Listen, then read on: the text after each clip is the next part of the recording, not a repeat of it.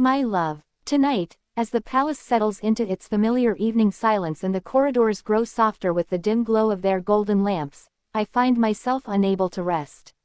The world outside sees the same routine, the same expected order, the same polished version of the life I was born into. But inside me, there is movement, quiet, trembling, insistent. And all of it leads to one question that has lived in the back of my heart for longer than I've dared to admit. Do you truly love me? Not the princess, not the heir, not the public symbol formed by duty and protocol, but me. I hesitate even writing these words, though you have always told me to speak honestly, even when honesty feels fragile. You once said that love cannot live where truth is silent. Perhaps that is why my heart keeps guiding my hand tonight. I want to tell you everything, every thought, every fear, every longing, because if love is to be real, it has to stand in the light, trembling or not. You know better than anyone how carefully I have been raised to hold myself together. My whole life has been a lesson in composure, dignity, silence when necessary, strength when required. I have been taught to walk with my chin high, my shoulders square, and my spirit unshaken by the storms that come with a crown. The world sees that version of me and assumes she is all that I am. But you see the girl behind her. The girl who doubts. The girl who dreams. The girl who wants to be known, fully, deeply, fearlessly, by one person in the world. And that person has become you. Yet even knowing that, there are moments when my heart wonders, in its soft, vulnerable way, whether love can survive the weight of a future that is not entirely ours to shape. Whether you love me because of who I am with the crown, or whether you love me despite it. Whether you would still reach for me if the world stripped away the titles, the ceremonies, the lineage, and all that remained was a young woman who sometimes doubts her place in all of it. These are the questions that live in the shadowed corners of my heart, not because I doubt you, but because loving you has made me brave enough to ask what I never dared to ask before.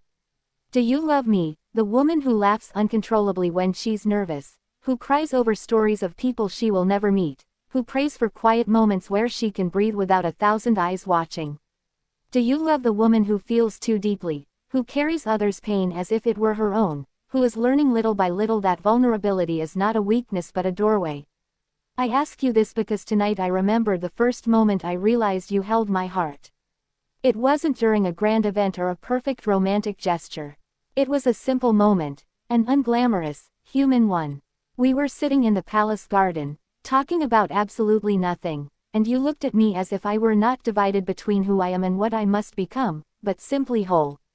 No expectations, no conditions, no weight. You looked at me as if I could set aside every version of myself that had been shaped by tradition and simply be a girl falling in love for the first time.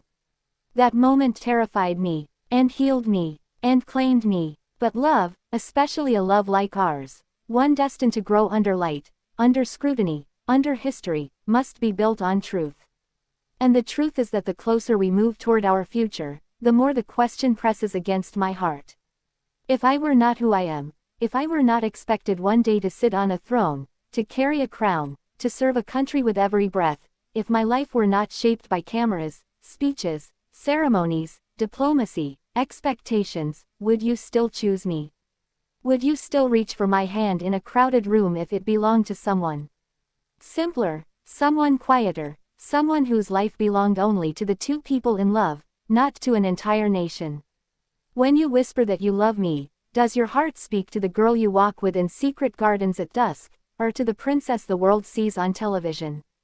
I need to know, because loving you has become a part of my identity, but my identity itself is not entirely my own. And sometimes, I fear that the spaces in my life that do not belong to me may one day swallow the parts that do. You once told me that love is a mirror that shows us who we truly are.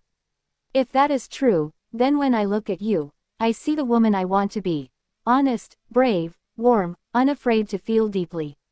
I see the possibility of a life where the crown is not a barrier but a shared journey, where I am not alone in the quiet hours when duty grows heavy.